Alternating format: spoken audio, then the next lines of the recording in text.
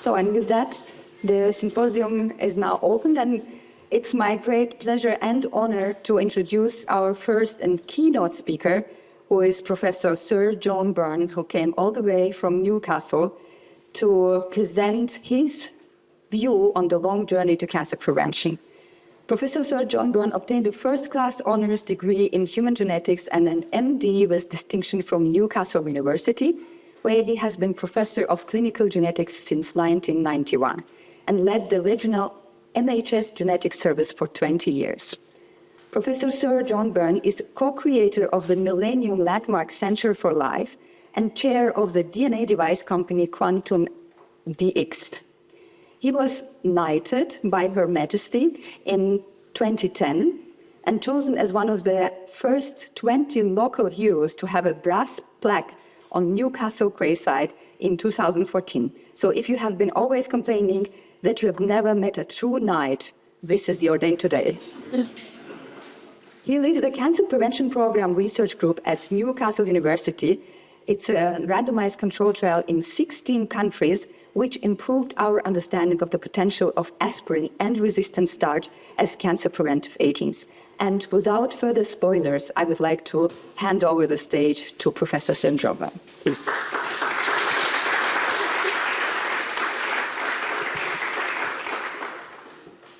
Dank dat hij zo. Ja, als je borstelen, Newcastle.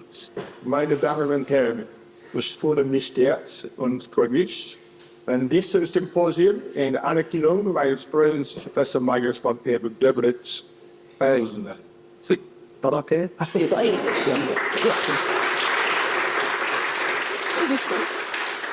Chat with the most stressful part of my presentation. So, I'm delighted to be here again in Heidelberg with my friends to talk about cancer prevention, which is our shared passion. These are my disclosures. I was in India about 17 years ago, we've calculated, when I met Magnus properly for the first time, and we became close friends, and we were at the Cancer Institute in Chennai. And this is a slide he showed, and I thought it was such a wonderful slide. I said, Magnus, can I have that slide? And he gave it to me, and at least 100 times since I've stood in front of an audience like this with that picture which I took of him in Western China. And in England, I usually would get a laugh saying how difficult it was to sign your name when it's this long. And that's not funny in Germany, but it's funny in England. It is a lovely slide, and it's what I'll be talking about in the second half, or most of my talk, about Lynch syndrome, our shared interest in the mismatch repair deficiency in diseasing, and particularly microsatellite instability. So this is one of the key tumor suppressor genes, TGFR receptor 2, and it has this little strain of adenines, which is a microsatellite. And if you don't correctly replicate that, then you get a frame shift, and that frame shift generates frame shift peptides. And Magnus first opened my eyes to the possibility of making a vaccine based on those frame shift peptides, and we'll be hearing about that from Matthias later on. And indeed, it's worth saying that also the work I'm going to talk about particularly chemo prevention, but I'll just briefly touch on some of the other ways we can prevent cancer, but also who do we try to prevent cancer in. Vaccination has to be the first thing to mention, and we'll be hearing a lot about it today, because it is really, in terms of our interventional work, the greatest success so far. And the development of the HPV vaccination is on the tragic death at the young age of Henrietta Lacks, and through the immortal cell line from her cancer developed in Johns Hopkins. First of all, we got the polio vaccine, then of course we got the discovery of HPV. Sadly, her family were completely unaware of this for more than 20 years, and I helped to make that BBC Sound programme, which is still available, talking with the family about the mishandling, in a sense, of that whole early scientific development, but also the enormous contribution in death that Henrietta made. And indeed, she can perhaps rest in peace knowing that she helped to eradicate polio from Africa, which is an interesting circle. Nick was just reminded me that we spoke about the potential of developing point-of-care HPV testing. And the little company that I chair has been working for many years now, but we've now finally got a point-of-care PCR multiplex device which you can carry in a backpack to do testing on the spot with a single disposable cassette. And HPV is in fact one of the assays that we are hoping to roll out with that.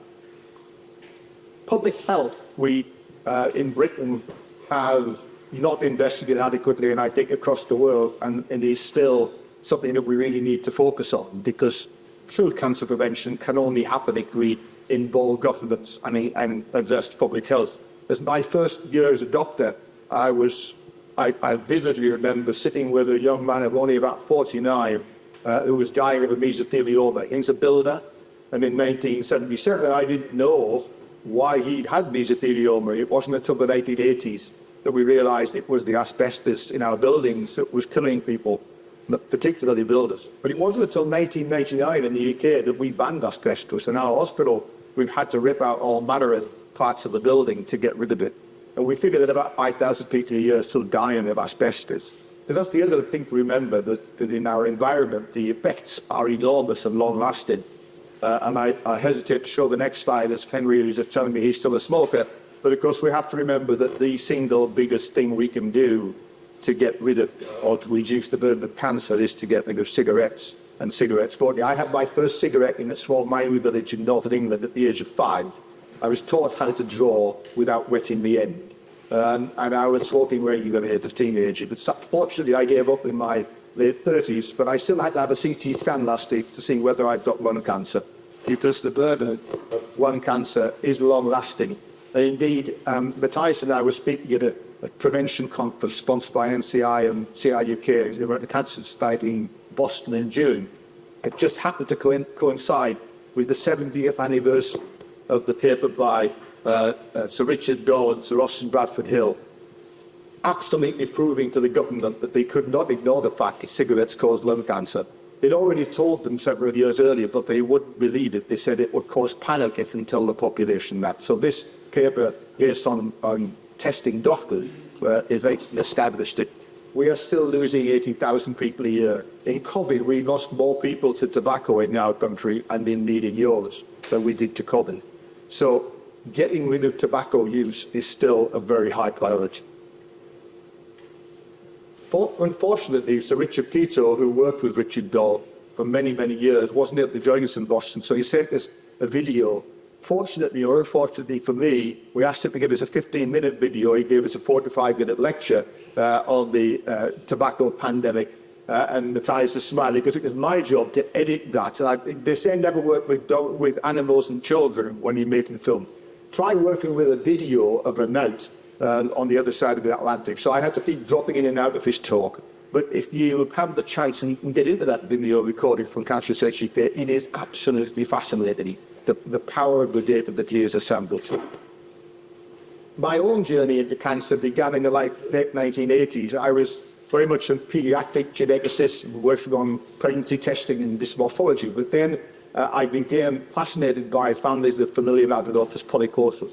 And this is the archetypal condition where we effectively cure it by simply removing the organ.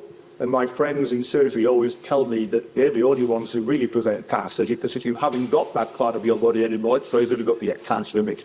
And of course, removing adenomatous polyps to prevent cancer is now an international industry and highly effective. Simon here resisted coming to the hospital because every time anyone came near his family, they lost their colon. So he wouldn't come in, and our nurse Cram persuaded him in the pub to come in. We actually looked at his eyes and saw the little marks that we discovered called the congenital hypercutaneous rectal tuning epithelium to convince him he was a gene carrier. And that was his colon 3 days after, or that's him 3 days after the colon was removed from him. And clearly he would not have lived to 30 with the hinge number very advanced dysplastic polyps of his colon. The reason he really tested this condition was because we were looking for the gene point. It's one of those rare polypenicid cancer syndrome that had indeed, we already had the gene by this point. Vicky Murday, working with Walter Bournemouth, had identified the APCGL chromosome 5 and we helped to locate it. And we were able, using intergenic markers, to tell Simon's sister that she didn't have the gene and therefore did not need to carry on having endoscopies. which was a bit of a revelation to our surgical gastroenterology team. And it was actually families in that search, that this particular family in the top here, that I met when we were looking for families to do the gene mapping. And Jonathan in that picture had little osteomas on his forehead, just like his mother. So I knew that he was going to get a colon that looked like his mother's, but his colon was still clear of polyps.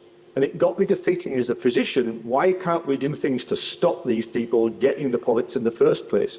We realized by this point that the APC gene is not only important to FAP, it is in fact the trigger gene for about 85% of colon cancers, our second biggest killer.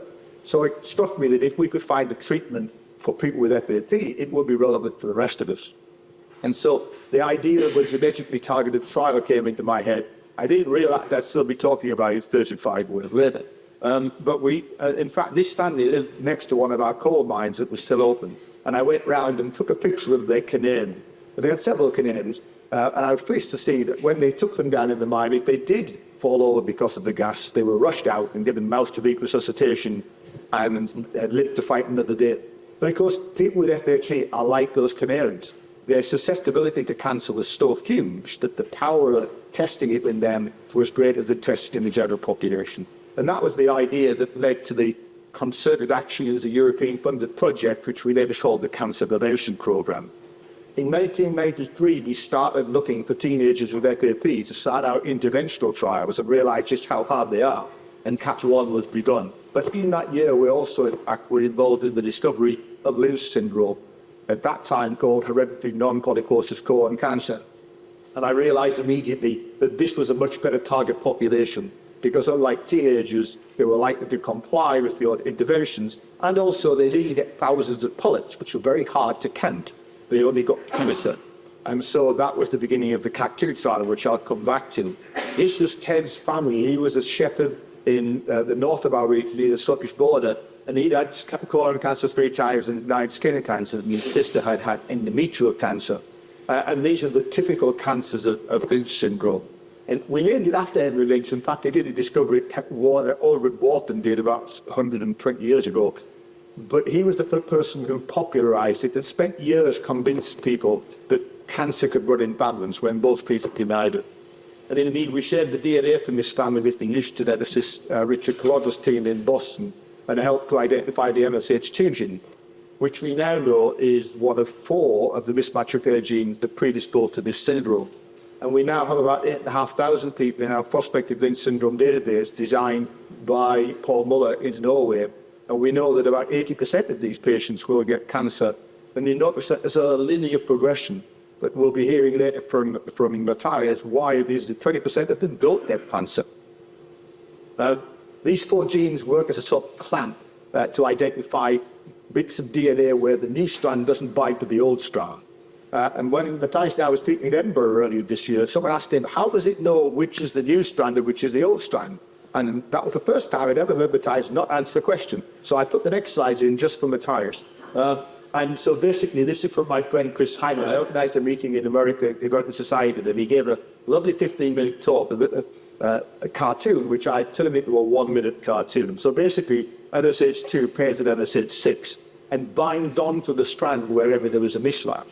Then other dimers load on behind it, and then MLH1 with PMS2 as its partner will then activate that and lead to XO1, stripping off the new strand from the polymerase, and then the polymerase will be brought back once to get back to the fault, and the polymerase will run again. So next time you ask Matthias, you'll know the answer. And so in fact, these 4 genes are the ones that we're interested in, along with FCAN, which has the promoter for MSH2. And you can also knock out the MLH1 gene in particular by methylating it, which gives you an ECI mutation, which earlier in life, it looks like Lynch doesn't run normally in the family. So we now know that this glycogen deficiency is the other big mechanism. This is a gross oversimplification for the experts in the room of the CMO's CMS categorization, but basically about 85% follow the FAP route of chromosomic stability, and about 15% the mismatch repair deficiency, and there is TGF-beta receptor 2, which I referred to in that first slide from Matthias. Interestingly, in the sporadic versions, about half of them have a BRAF V600E driver mutation, which is very rare in the hereditary form. So we can use that to separate the wheat from the chaff, as we say, and work out who should be offered germline testing for Lynch syndrome. And I'll come back to that later. But the important thing is that just as FAP is a model system for the common form of bowel cancer, Lynch syndrome is a model system for the slightly less common version, but about 1 in 6 of all colon cancers. BRAF is part of the EGFR signal system, and if there is a point mutation at V600E, then you ended up with an activation of the BRAF pathway. So giving people an EGFR receptor inhibitor will make no difference to progression of the disease, and so it's of interest to the oncologists, but also of interest to us in deciding whom to look for Lynch syndrome in. So back to CAP2. So having in 1993 had the idea, I then had to convince my community that it was a good idea. Then we had to get the funding, then we had to start recruiting. So it actually took 7 years, or 6 years, before we actually recruited our first patient in 1999. And then, to my surprise, we still hadn't got it into clinical practice, so there weren't enough patients to do our 1,000-patient study, which meant a lot of time. And indeed, the most extreme version was the family near to the Namibian border with Raj Ramasar in Cape Town, and identified a huge number of people with Lynch syndrome there to recruit into our trial. In total, we've got the good thing about going there, by the way, if you are going, go in September, because the desert blooms for about 3 weeks and there's fantastic flowers for that. And every 6 months, a team from Cape Town drive up there with their kaleidoscopes and scope that family. It's quite remarkable, I'll show you. So we basically set up a randomized trial in CAP2, as in CAP1, where we use starch and aspirin as our two interventions. Resistant starch or fermentable fiber, because there was a huge literature based on the work of Dennis Burkitt there in that picture, who actually inspired me to use it because he was at the seminar where I was giving a talk in Newcastle, organised by my partner John Mathers, our professor of nutrition. And Dennis Burkitt came back from Africa and said people with high fibre diets don't get bowel cancer. And that's what led us all to eat sort of cardboard for breakfast. But it's actually fermentable fibre that is most important, the producing butyrates that are very anti-carcinogenic. So we thought we'll give people a diet supplement. And we also thought we'd give them aspirin, which I'll come back to next moment. So we sent out these little packets of white powder around the world in a box from our department to add to their diet for up to 4 years. We ran into a problem in Sao Paulo where the customs people were not happy about a box full of little packets of white powder being shipped into their country, and so our patients in Brazil never actually got to join the trial. But then decided, we also had one patient who went on a world cruise and his packets of powder were stolen by someone and presumably did not get much of a high from snorting resistant starch. So basically the powder, the reason we chose it, of course, was that we can use either resistant starch, which is chemically changed into called novelose, or we could use ordinary cornstarch as the control. So these were the two interventions. We used 2 aspirin tablets, still a low dose in analgesic terms, but relatively big in our modern era. But we wanted to be sure we were getting enough to see an effect. And Tim Bishop, who has been with me through all of these 30 years, is a geneticist, statistical geneticist and epidemiologist, and he has led the analysis of our data. So people could randomize to either or both of these interventions in this so-called factorial design, which is the same as we'd used to show that folic acid prevents spina bifida in the 1980s. And you basically compare left to right to compare the starch to the placebo, and top to bottom to compare the aspirin to placebo. And so in terms of resistant starch, we had 463 people who were on starch and 455 who were on placebo. And when we analysed the data, we saw absolutely no effect whatsoever. It was a bit disappointing after several years of work. And in 2012, we reported that in the Lancet. But then we then went on to do a further analysis where we got to the plan's 10-year mark, which was what we intended to do. Because we thought it might work, even though it wasn't having an obvious effect. Because in CAP1, we did see a reduced proliferation rate, although we didn't see an impact on polyps. It was biologically active. And to our amazement, when we did the analysis in 2020, we found that, in fact, it can't prevent bowel cancer. And I think one of the reasons might be the unusual pathway in Lynch syndrome to bowel cancer, which we'll hear about later. But our secondary analysis, which was a planned secondary endpoint, was to look at the other cancers. And to our amazement, this primary and secondary endpoint analysis revealed that we prevented the other cancers. And that effect was massive. I mean, it's 63% reduction in the collected other cancers that these patients get. And we really haven't got a clear explanation for that. And it took us a while to get past the referees because of it. But it was a real observation. And given that we'd already been given a prize for the aspirin work, it seemed silly to say that the trial was at fault. And so we ended up getting it published in Cancer Prevention Research and got a front cover and got a prize there too.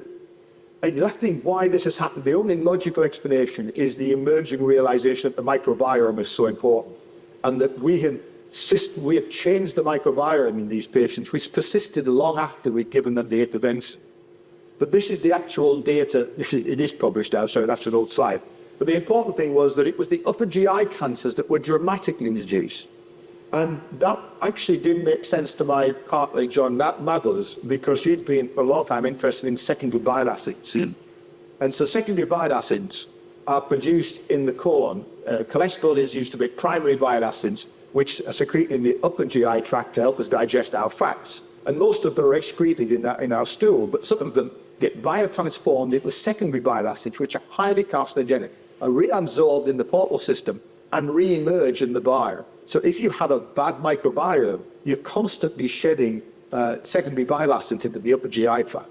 And so our hypothesis was that maybe we had such a big impact there because of that microbiome change that we presume that starch should have. If you have another theory, I'd be happy to hear it. I don't know why it worked, but it did seem to work. So please make sure you eat your vegetables and you will protect yourself from upper GI cancer. What about aspirin? Well, aspirin, we were about to start the trial with starch when my friend, Malcolm Dunlop in Edinburgh, said, have you seen this paper from Melbourne? And this was from Gales Lashturn, who was a physician who did a case control study. And it was the one at the top end. And he noticed that people who took a lot of aspirin and aspirin-like drugs were much less likely to bowel cancers.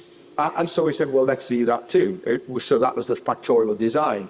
And in the subsequent years, the evidence has been enormous, with one exception, which is the Paganini Hill studies in very old people in California. Virtually every other study, every other observational study, said that people who take a lot of nonsteroidals, aspirin in particular, have less bowel cancer. So the question was, why is that the case? So aspirin, named as the first trade name, in fact, for a blockbuster drug from Bayer Corporation, actually had its origins in the modern era in 1763, where the Reverend Edward Stone of Chipping Norton reported to the Royal Society that he'd treated people with dried willow bark, and it had treated their agues, which was malaria, in the fens of England. And what was interesting was that he was looking for a replacement for cinchona bark, because cinchona bark, which did work for malaria, came from South America, and they called it Jesuit bark in Protestant England, and they didn't like using Catholic drugs. So Emperor was eating trees to try and find a replacement for cinchona, and he noticed that willow bark was quite bitter. And indeed it worked. And that was where salicylic acid from Salix alba, the white willow, succinate stopped in the end. The trouble with succinate was they cause enormous indigestion. And so that's why people were looking to chemically alter it to make it more palatable. Needless to say, of course, it wasn't discovered in 1763, because in the 19th century, the Aedes papyrus became discovered, and willow bark had been used by the Egyptians. It was used by Hippocrates. So in fact, it was ancient medicine which was rediscovered in the 18th century in England, but we still lay claim to some benefit because it was the German chemists who in the 19th and early 20th century dominated the world. There were 40,000 people working in Leverkusen when America had 9 organic chemists in total. And so the team there discovered acid. In fact, the person who discovered it was Arthur Eichenberg. Arthur Eichenberg is a brilliant chemist who led the research at Bayer until 1908, before he left to set up his own company. And he discovered cellophane, cellulose acetate for photography. He discovered flame-proof plastics for pilots in the First World War. He had 47 patents to his name. Tragically, his mother was Jewish, and in 1933 his name was expunged from the records. And credit for Aston's discovery was given instead to the enduring the scientist Felix Hoffman, who wrote one paper in his life, and one review article based on that paper 30 years later. And it was fortunately, Arthur survived the concentration camp and wrote his story in 1945, but still, you will see the world over, people telling me that Felix Hoffman did it. In fact, it was only because Arthur Eichenberg insisted on trialing it with doctors in Berlin that the company eventually agreed to manufacture it, and it became a worldwide blockbuster. So, aspirin, of course, is known to everyone because of its resistance. It was Richard Peto and Richard Dahl who did another doctor to prevent action strokes. In Docky, if you gave them aspirin. Meanwhile, Charles Wallow set up the EKTIA transient ischemic attack trials and showed it induced the strokes as well. And then brilliantly, Peter Rockwell, a stroke physician in Oxford, tracked down those patients and looked to see what had happened to the people who were given aspirin in those trials. And in the subsequent years, the people who were given aspirin had fewer cancers. Now, this came out as just a perfect moment for us because we were analysing the CAP2 aspirin data. And people were very anxious that we hadn't prevented polyps. The accepted wisdom was if you don't prevent polyps, you don't prevent cancer. But we managed, with some support from Fred, to keep on going. And we, in fact, discovered. And what was interesting, of course, is these people were treated for 4 years. And it wasn't until 10 years out that you really start to see an impact on their cancer rate. And that's exactly what we saw in CAP2. So we stopped treating people after 4 years. And we said we'd follow them to 10 years and unblind them. But then, fortunately, because it had taken so long to do the trial, in our national registry, we had another 10 years data, as did Finland. So we added another decade. And what we demonstrated was that for every 25 Lynch syndrome patients given 2 aspirins a day, we prevented 1 bowel cancer. And that effect started from about 5 years out, which is what all the epidemiology said it would. That's why we designed it as a long trial. And what was interesting was that there was no significant side effect difference in this relatively young population. And so, on the basis of this paper, the National Institute for Clinical Health and Care Excellence in Britain agreed to make it a quantity for doctors recommend aspirin for Lynch syndrome. Sadly, we still haven't convinced the German gastroenterologists that this is a good idea, but we're working on it, and hopefully you will too be able to prescribe aspirin. And indeed, with this Christmas, will be for the NHS England's repurposing committee. So we're hoping to get it into the book that you can give aspirin for cancer. It's a long way to cancer prevention. Meanwhile, Peter Rockwell kept on going. He tracked down all of the aspirin trials across Europe and North America and tracked down all of the people who had taken part in them, which is quite a prodigious piece of work.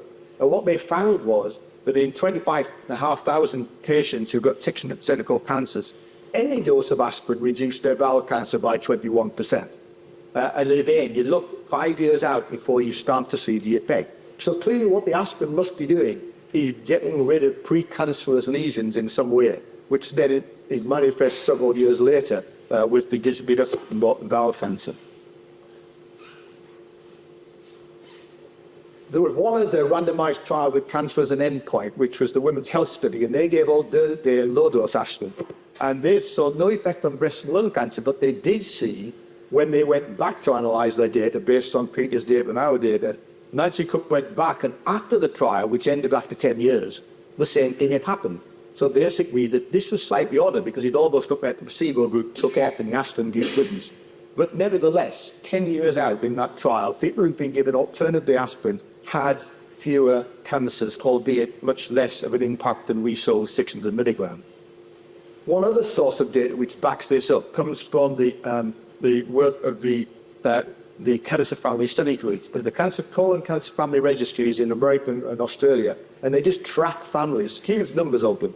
And among them, in their genetic testing, they found 1,858 people with Lynch syndrome. So this is observational data again, but strikingly, the people who reported that they were taking regular aspirin or regular ibuprofen had dramatically less bowel cancer in subsequent years. Nevertheless, we still had to go and prove that a small dose would work, so we designed the CAP3 trial. And in fact, 1,859 Lynch patients in 5 countries now have just released, and Robin was our last patient last visit, and they in Melbourne had their last patient last visit in June. And so I'm waiting to see the data, and I can't tell you yet whether, in fact, the cancer incidence is different in these 3 groups. We treated them blind for 2 years so that the side salicylate working. So we're going to put forward 2 ideas to you. How am I doing at the time? Okay, yeah. So first of all, salicylates are produced by all green plants. Willow makes a lot of them stop animals eating its fat, but all green plants make salicylate to trigger apoptosis when they get infections. And so wild plants have high levels of salicylate, but we know that our modern diet contains almost no salicylate because we don't let our plants get infected before we eat them. And so we've sort of accidentally taken salicylate out of the human diet in our modern farming methods. And so we raised the question, is it an essential nutrient? What was interesting in 1997, it was noted that plants that grow in copses, if one of them gets infected, they release oil of wintergreen or methyl salicylate to tell all the other members of the family that there's an infection coming, to upregulate their apoptosis. Now that's interesting in relation to this age effect. Remember I showed you at the beginning that the only group who did benefit from aspirin were the very old. So I worked with Laura Greaves as a mitochondrial geneticist, and she showed in a paper, when she was a student in fact, that when we get into our sedentons, more and more of our crypts have lost mitochondrial function. And the blue state here is a crypt in the colon which no longer has effective mitochondrial function, which you require if you're to use apoptosis. So in fact, by the age of 70, I now have 10% of my caloric crypts that can't do apoptosis anymore. And so clearly that is a problem, especially if salicylate's working to stimulate apoptosis and getting less and less good at it. And in fact, Laura went on to prove this with a knockout mouse, so the selective knockout mouse, showing that if you selectively knock out mitochondrial function in the colon of the APC mouse, you drive down its apoptosis, the tumors get bigger, all of the bad things happen that you might expect. So we've got some pretty good evidence. So we're now trying aspirin on these mice to see whether that might work. The other thing, I said at the beginning that aspirin was like a non-steroid-like inflammatory, and we always use that term as a collective, but in fact 600 milligrams of aspirin is not a non-steroid-like inflammatory. You have to take it at least 2 tablets 3 times a day to get a non-steroid-like inflammatory effect. And at 100 milligrams, there's absolutely no effect. So Carlo and his partner, Paolo Patrignani, now work in Chieti, but they've been working for years saying it can't be because of that inflammatory effect with aspirin. It must be something to do with the platelets. And they came up with this idea that platelet activation might be the mechanism. I mean, they developed this further in this paper in 2001, pointing out that in fact, if you use low-dose aspirin to hit COX-1, which, for those of you who aren't familiar with these enzymes, COX-1 is in platelets, it is permanently just inactivated by a low dose of aspirin. And if you lose COX-1, then you also will reduce COX-2 growth. So COX-1 is a driver of COX-2, the inflammatory expression. And so the idea was that maybe aspirin is acting through platelets. And so we just got together and we started looking at urinary thromboxanes, which are the chemical output from activated platelets. And the author is also Italian, has done some very nice work in our ASCAT group, which includes our trial, but also the aspirin trial, which is an adjuvant aspirin trial. And what they did was they collected urine from people who had been given aspirin who had cancer to see what the effect was. What we first of all found was that across all cancer types, urinary thromboxanes were elevating. And what the author demonstrated was that any dose of aspirin, whether 300 or 100 milligram, would effectively eradicate that activation. So we know that there is a lot of thromboxane in people with cancer. Interestingly, it persists after surgery. In fact, some work in the Veterans Administration suggests it might be a biomarker of our cancer risk. The other dramatic work done by Paola was that she got a mouse, a mean mouse, and very cleverly did selective knockout of the COX-1 enzyme. So she effectively put them on low-dose aspirin. And what she found was that the mean mouse, which is an APC mouse, had a dramatic reduction in polyp as a result of the lose of its COX-1. So we've now got a new program, right, for which we're being interviewed next week.